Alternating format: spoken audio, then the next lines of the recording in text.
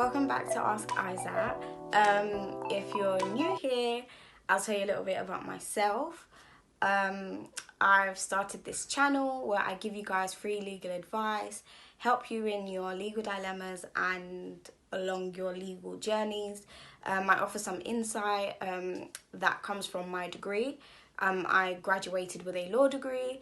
The reason why I started this channel was because there was a day that I was sitting in court and I had to see one of my clients get sentenced to quite a long time in prison for a firearms charge, among some other things, without giving too much away, because I can understand this is all still very confidential. However, that day in court, it just planted a seed in me, and I just thought to myself, if this young person had the help or had some direction or understand like the legal consequences of his actions, I genuinely think things could have gone a different way.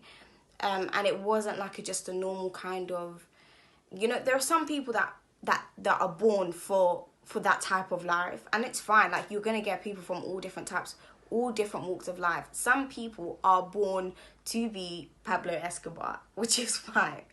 But for those who have like been caught up in a lifestyle that just doesn't necessarily suit them or hasn't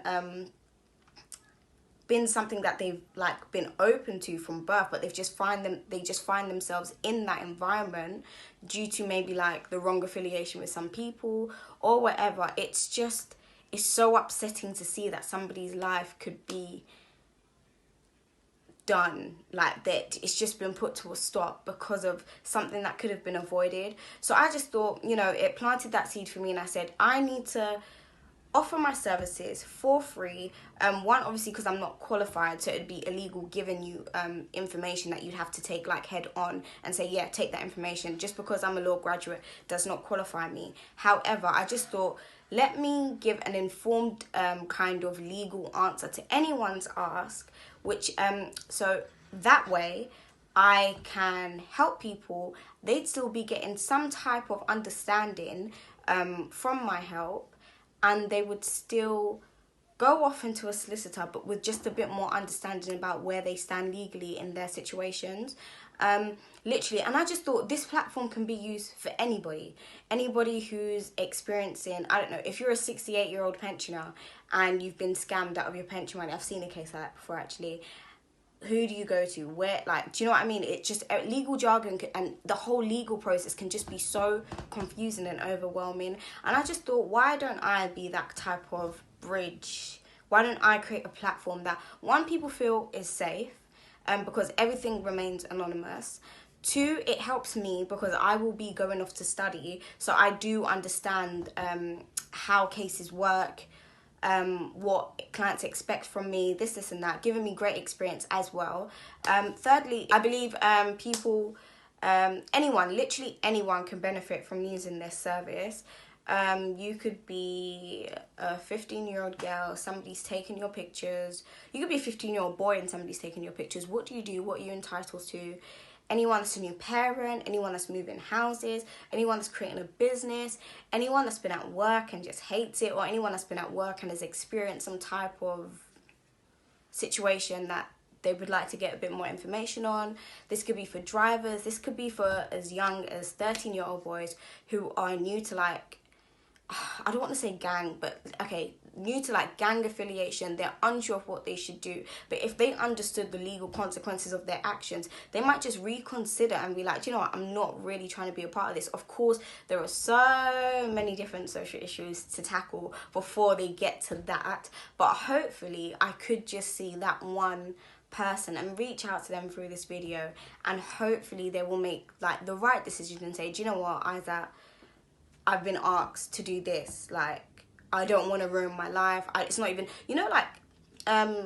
there's a law of duress. Like, if you are under duress, some of your actions may not count in a way. Obviously, this video isn't about duress, but in the very short and sweetest way I can put it, being under duress will get you out of a lot. if I can say that. I hope you guys know what I mean. But yes, you know, it literally can be for anyone. Somebody at one point will experience some type of legal issue, whether you're a uni student and it's with your tenant. Do you know what I mean? It could be your uni board have decided to kick you out due to like some behavioral issues or whatever. What are your options? What do you do? There is a legal like kind of procedure that your university has to follow. Are they following it properly? It's literally anything and everything. So I don't want anyone to feel shy, like, oh, it's not really for me, I don't really know what to, you know, like, it's for everyone. But yes, that is a little bit of the story about how I came to this idea. Stay tuned, because over the next few videos I will be warming up to the camera a little bit more, giving you guys a bit more of an insight as to why I did this, how I came about the idea. It is a journey for myself. When I first started this video, I was thinking, I can't say that on camera, I can't do this. Like, warming up to the camera now, I understand I have to give a little bit for you guys to understand where this has come from. It's not something I just said, oh, this would be good. I literally watched a young man break down in court and I just said this could have been avoided. So yeah, that's me. If you tune in, welcome back. And today we are going to be talking about fraud and something else. This ask was given to me quite some time ago, but I've decided to do it today because it's been a long time coming, and I don't know, just quite a few things got in the way. This will be like the breakdown of the case, how to spot and identify like similar situations. Today's case will be about a young lady who had went to go and view a house that was posted on Gumtree. What had happened was she went to go and view the house, everything went well. They had asked her for a deposit of £1,000.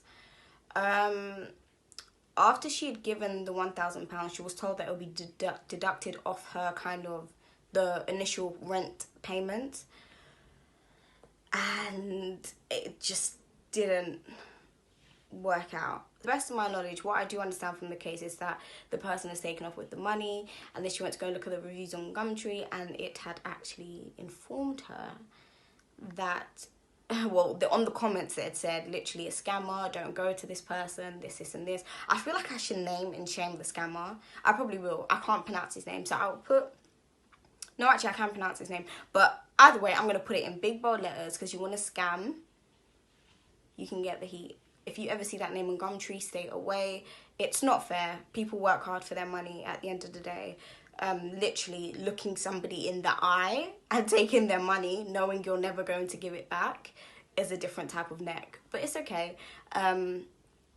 So yes, I will be breaking down to you the requirements of fraud, how this case, how his actions has satisfied the requirements of fraud, and what you should look for to identify if you have been a victim of fraud or not. So going through the facts of the case, I'm going to call them. On the 29th of March, she had sent the money and viewed the house, and he told her he'd be back the same night. 5 days later, it had not happened, and on top of it, he had sent a fraudulent photo, so like a photoshopped version, like a Photoshop bank statement saying that the money had been refunded, and it would take 24 hours to come through. The money obviously still didn't come back into the lady's account, and she had then called up her bank to confirm that there was no pending transaction on her account. Yes. Again, oh, she says here she doesn't know if the name that was given was real, but it was a name that was given. If you see a name like that on Gumtree, just stay away from it. So right now I'm going to introduce something called IRAC. If you're a law student in any type of year, it should be something that you're familiar with. If it's not, it's how you maybe identify and structure a legal issue. So I will be using this more time when I get an ask. I just like it. I think it's easy, you get to the point, and if any legal student is watching, they can also understand and get familiar with it as well. They can see how it's used in real life. Okay, so IRAC is issue. So the I for IRAC is issue, the R is the rule, the A is application, and the C is conclusion. So I'll be taking you through this fraud case by identifying the issue. So the issue is the fact that she had given the money to this chap. No, actually, that's not the issue. So the issue is that she didn't get the money back from this man. Okay. There is another potential issue with the fact that he photoshopped an article to help him commit fraud. That is another issue. You guys might not understand why now, but when I bring in the relevant pieces of law, you might start to understand. So the dictionary definition of fraud is a wrongful or criminal deception intended to result in financial or personal gain. So that is a dictionary definition. The legal definition of fraud is very similar to this, but obviously there's a bit more to it just being fraud. There's fraud by different means, if you understand what I'm saying. There's like many ways to do fraud, and you got to find which one your defendant fits into. So I'll give you the legal definition of fraud, and then we will go and start looking at the law. Fraud, a false representation of a matter of fact, whether by words or by conduct, by false or misleading allegations, or by concealment of what should have been disclosed. That deceives and is intended to deceive another, so that the individual acts upon it to his or her legal injury. So obviously the layman version was very simple. So this definition is more detailed, but what it means is that literally there are so many layers to fraud. So the first issue is obviously the £1,000 is missing. She hasn't received it back. The second issue is the fact that he's then used a fraudulent photo to basically say, yeah, like he's used that photo to say, yeah, I've sent it to you. Don't worry about it. The rules we'll look at, because I have to introduce you to the law. So when I introduce you to the law, I'll tell you what the law is, and then R and A come very closely, because I give you the rule and then we apply the rule to the issues. Can you see where I'm going here? Okay, so we'll be looking at the Fraud Act 2006, Chapter 35, Section 1. Section 1 sets out the general kind of description of fraud and outlines the crime. In Section 1, which I'll read out to you now, we will be identifying what type of fraud it is. Fraud by this, fraud by that. I don't want to say random stuff. I'll just get into it. So a person is guilty of fraud if he is in breach of any of the sections listed in subsection 2, which will provide different ways of committing the offence. Section 2 will list everything, all the kind of ways that you can commit fraud. So by reading through Chapter 1 and going into Section 2, I can identify that this person has made fraud by false representation. So I will tell you the requirements and what you must satisfy, and how to satisfy the requirements of fraud by false representation. So fraud by false representation, a person is in breach of this section if he A, dishonestly makes a false representation, and B, intends by making that representation 1, to make a gain for himself or another, or 2, to cause a loss to another or to expose another to a risk of loss. So what I've seen in Section 2 is that you don't have to make a gain.